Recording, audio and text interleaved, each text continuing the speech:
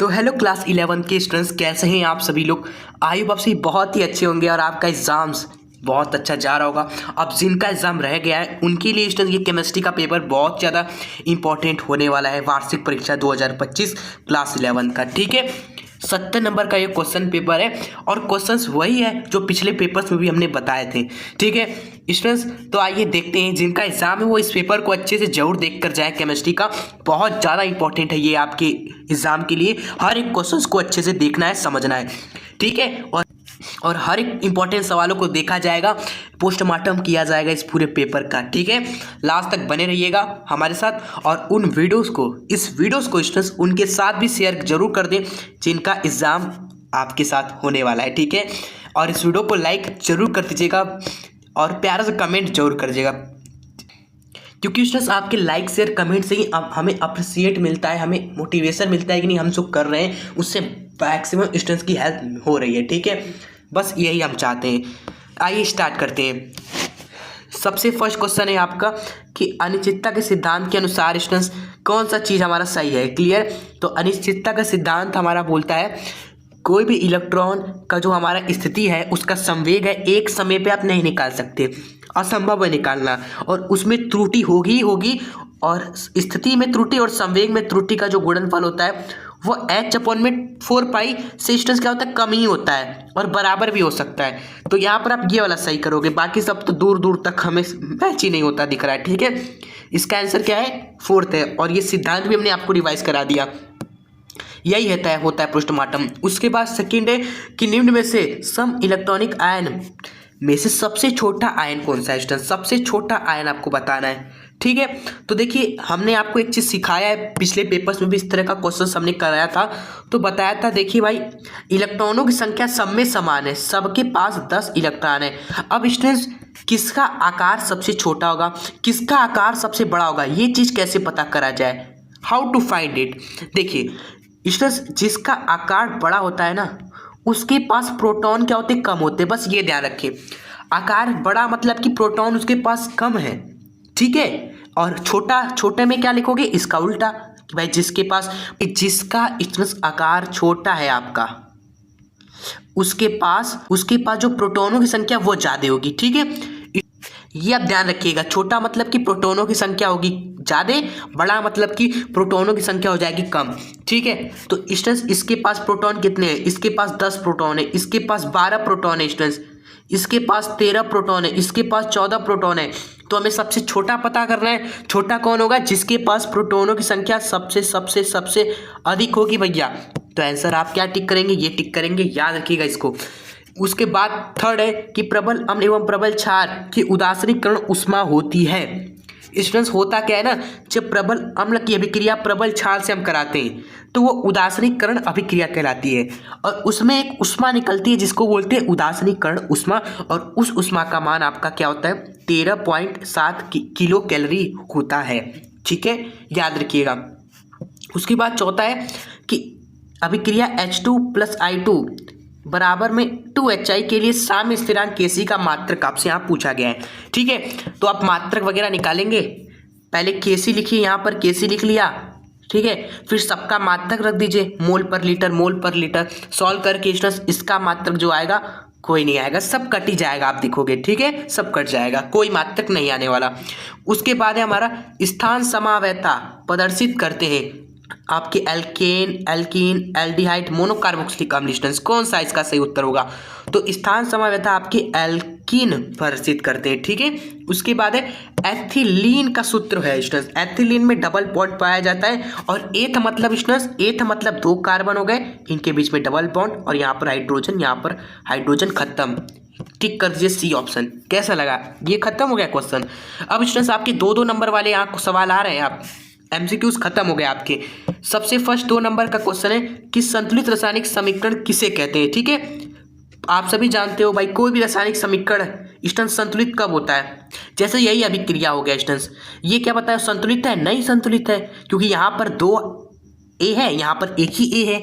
तो संतुलित कब होता है, जब एक तरफ किसी अभिक्रिया में अभिकारकों के अणुओं की संख्या उत्पाद के अणुओं की संख्या के बराबर होती है भैया, तो उसे ही संतुलित रासायनिक समीकरण कहते हैं। कितना आसान था, खत्म ये भी। उसके बाद है Fe+3 इलेक्ट्रॉनिक विन्यास हमें लिखना है इसका स्टूडेंट्स। तो ये आप बहुत ज़्यादा इंपॉर्टेंट है इलेक्ट्रॉनिक विन्यास, अगर आपने अभी तक नहीं पढ़ा तो जरूर पढ़ लीजिएगा, आप कहीं से भी पढ़ लीजिएगा, ठीक है। हमने भी बेस्ट तरीके से बताया इलेक्ट्रॉनिक विन्यास निकालना।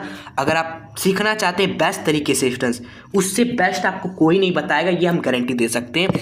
तो आप सर्च कर लीजिएगा इलेक्ट्रॉनिक विन्यास एजुकेशन शस्त्र, आपको स्टूडेंट्स एक 35 मिनट की वीडियो दिखेगी।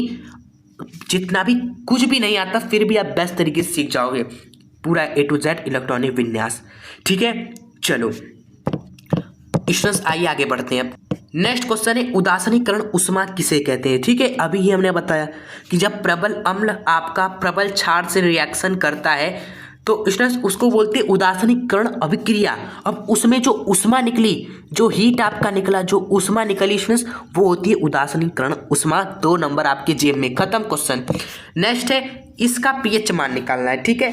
तो सांद्रता दिया ही है आपको 1/100 यानी 10⁻²। pH मान आप निकालेंगे स्टूडेंट्स, ठीक है। तो वो आ जाएगा यहाँ पे 2, क्लियर।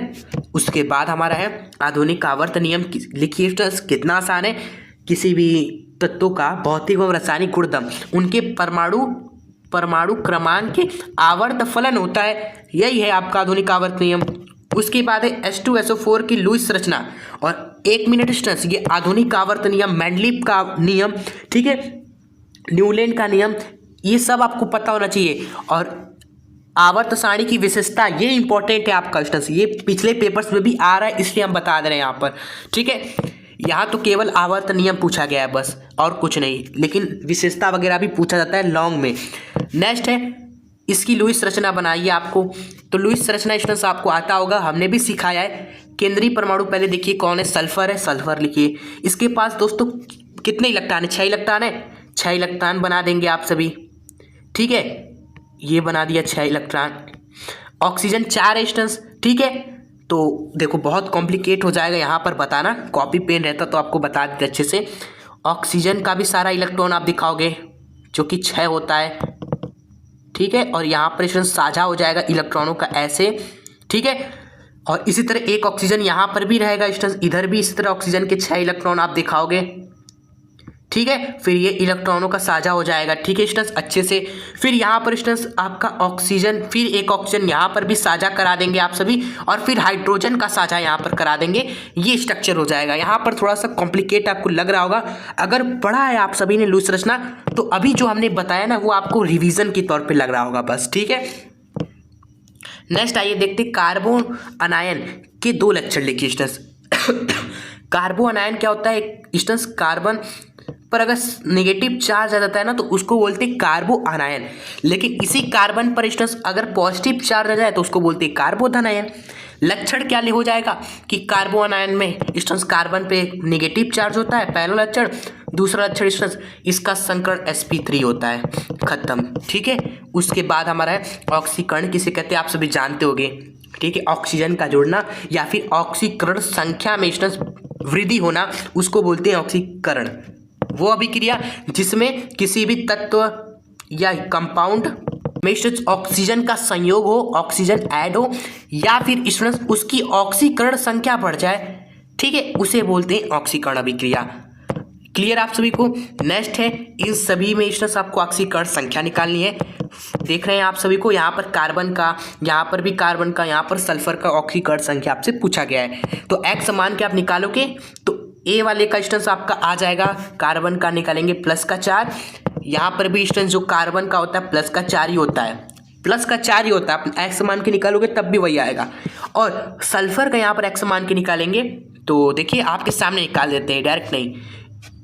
देखो सल्फर का एक्स मान लिया, ठीक है, यहाँ पर एक्स लिखा हमने। ऑक्सीजन 4 है, एक ऑक्सीजन पर -2 होता है, तो 4 ऑक्सीजन पे स्टूडेंट्स कितना हो जाएगा, 4 ऑक्सीजन पे हो जाएगा -8। क्लियर आप सभी को। फिर कोई है, कोई नहीं है। अब बराबर कर देंगे पूरे यौगिक पर जितना आवेश है, जो कि -2 है तो इसको -2 के बराबर करिए। एंड फिर एक्स का वैल्यू आप निकालेंगे जो कि कितना आ जाएगा, +6 आ जाने वाला है, जो कि आपका आंसर हो गया, खत्म। इसका +6 हो गया। इसी तरह इन सभी का निकालें, हो जाएगा। नहीं आता ऑक्सीकरण संख्या निकालना तो आप पढ़ लीजिएगा जरूर, ऑक्सीकरण संख्या कैसे निकालें। आप यही सर्च कीजिए, आपको हमारी वीडियो ही मिल जाएगी, ठीक है। सबसे ऊपर। उसके बाद है, ठीक है स्टूडेंट्स, उसके बाद है आपका सक्रिय द्रव्यमान किसे कहते हैं। और आगे बढ़ने से पहले आपको बता दें स्टूडेंट्स, ये तो ऑक्सीकरण संख्या पूछा गया है पेपर्स में, पता है आयन इलेक्ट्रॉन विधि द्वारा समीकरण दिया जाता है रेडॉक्स, उसको संतुलित करना भी आपको जरूर सीख लेना है, वो भी पेपर्स में पूछा जाता है। और ऑक्सीकरण संख्या विधि द्वारा समीकरण को संतुलित करना, बैलेंस करना, ये भी सीख लेना है आपको, ठीक है, जरूर से। चलो आगे बढ़ते हैं। अब सक्रिय द्रव्यमान स्टूडेंट्स क्या होता है, सक्रिय द्रव्यमान उदाहरण द्वारा समझाइए, ये सभी इंपॉर्टेंट है, आप जरूर देख लीजिएगा स्टूडेंट्स। आप और क्रियात्मक समूह क्या होता है, थोड़ा सा हम फास्ट हो रहे हैं, आप देखिए सक्रिय द्रव्यमान आपको बता देते हैं। एक्चुअली स्टूडेंट्स ये सभी जो सवाल ज़्यादातर जो भी क्वेश्चंस आते हैं ना, वो आपकी अपचय योज्य अभिक्रिया चैप्टर जो है आपका केमिस्ट्री का, अपचय योज्य अभिक्रिया, और एक चैप्टर जो है आपका हाँ साम्यावस्था चैप्टर, ये दो चैप्टर से ही ज़्यादा से ज़्यादा सवाल बनते हैं। समझ लो 30 नंबर तो यही, 30-35 तो कहीं नहीं गया अगर आप इन चैप्टर्स को अच्छे से पढ़ लेते हो, ठीक है। ये सब जो सवाल है इन्हीं चैप्टर से है, ये सवाल ये सवाल ये सवाल, ठीक है, समझ रहे हैं स्टूडेंट्स। तो ये चैप्टर्स बहुत इंपॉर्टेंट है, आपको अच्छे से पढ़ लेना। पीएच मान वाला जो आप सवाल देख रहे हो ना, ये सब उसी चैप्टर से है, तो जरूर पढ़ लीजिएगा। आपको उन चैप्टर को अच्छे से पढ़ना है तो उसका लिंक हम आपको डिस्क्रिप्शन बॉक्स में दे देंगे, उन दोनों चैप्टर का। पेपर के बाद उन चैप्टर को अच्छे से पढ़ लीजिएगा, 1-1 घंटा दे के टाइम अच्छे से एकदम, ठीक है। चलो आइए, सक्रिय द्रव्यमान वही होता है भाई, किसी भी अभिक्रिया में पदार्थ की जो सांद्रता होती है, कोई भी रिएक्शन है A+B बिल गैस C हमारा, तो जो पदार्थ की सांद्रता है ना मोल पर लीटर में, मोल पर लीटर में भैया जो सांद्रता होती है वही सक्रिय द्रव्यमान कहलाता है, ठीक है, और कुछ नहीं। चलिए उसके बाद है क्रियात्मक समूह क्या होता है। क्रियात्मक समूह एक ऐसा समूह है परमाणुओं का एक ऐसा समूह होता है जो कार्बनिक यौगिक में जुड़कर उसके गुणों का निर्धारण करता है। कार्बनिक यौगिक के गुणों का निर्धारण करता है स्टूडेंट्स क्रियात्मक समूह, जो कि क्या है, परमाणुओं का एक समूह होता है जो कार्बनिक यौगिक में जुड़कर उसके गुण को निर्धारित करता है, उसे एक क्रियात्मक समूह बोलते हैं। उसके बाद हम देखते हैं नेक्स्ट, एथिल और एथाइन में कैसे विभेद करेंगे, पीपीएम क्या है स्टूडेंट्स, ये सवाल आप थोड़ा देख लीजिएगा जरूर सर्च करके स्टूडेंट्स, ठीक है। बाकी ये पीएच मान इंपॉर्टेंट है, हम बता दे रहे हैं स्टूडेंट्स। जल का इतना ml इतना कास्टिक सोडा में घुला है, विलेन का पीएच मान पूछा है। कास्टिक सोडा आप सभी जानते हो NaOH होता है आपका, तो यहाँ पर सबसे पहले सांद्रता पता होनी चाहिए। NaOH की आप सांद्रता निकालिए स्टूडेंट्स, मोलरता जो कि आप कैलकुलेट करेंगे स्टूडेंट्स, तो आपका आ जाएगा 10⁻³ निकालिएगा जरूर। मोलों की संख्या निकालिए, उसको लीटर से जो आयतन है उसको डिवाइड कर दीजिए, ठीक है, तो आपको मिलेगा मोलरता, कास्टिक सोडा की सांद्रता। फिर स्टूडेंट्स कास्टिक सोडा की सांद्रता मिली, उसका पीएच मान आप कैसे निकालोगे, फॉर्मूला लगा के, जो कि आएगा स्टूडेंट्स 7 प्लस में 3, ठीक है, यानी कि 10 आ जाएगा, ठीक है। चलिए उसके बाद हमारा है, ये सारे सवाल आप जरूर देख ले, ये मोस्ट इंपॉर्टेंट है जो कि हर एक पेपर में रिपीट हो रहा है। लास्ट सितले का ये मोस्ट इंपॉर्टेंट है, हर एक पेपर में पूछा जाता है स्टूडेंट्स, ठीक है।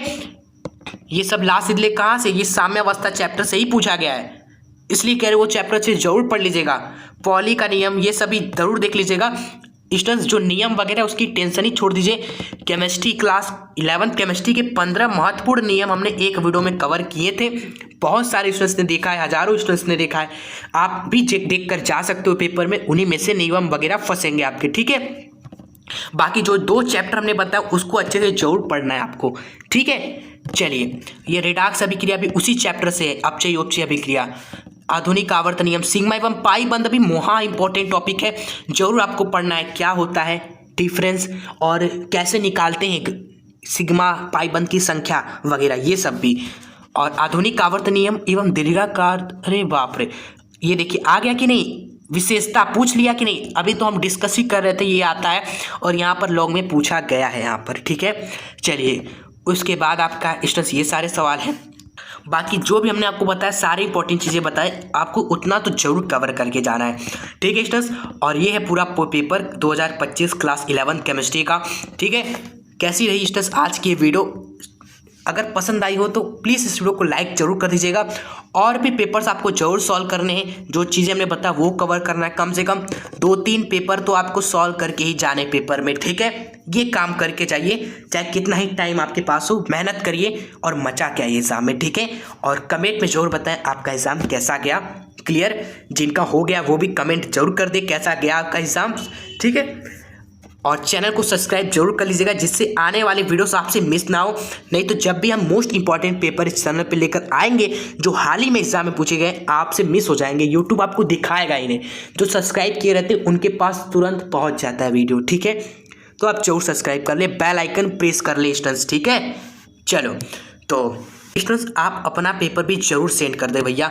ये जो पेपर स्टूडेंट सेंड किया है, ये अमित जी ने सेंड किया कहाँ पर, स्टडी ग्रुप में, जहाँ पर बहुत सारे स्टूडेंट जुड़े हुए हैं। उस स्टडी ग्रुप का लिंक आपको डिस्क्रिप्शन बॉक्स में मिल जाएगा। स्टूडेंट्स वो एक स्टडी ग्रुप है स्टूडेंट्स एजुकेशन शस्त्र का, जहाँ पर आप सभी अपने डाउट्स पूछ सकते हो, प्रॉब्लम्स पूछ सकते हो, ठीक है।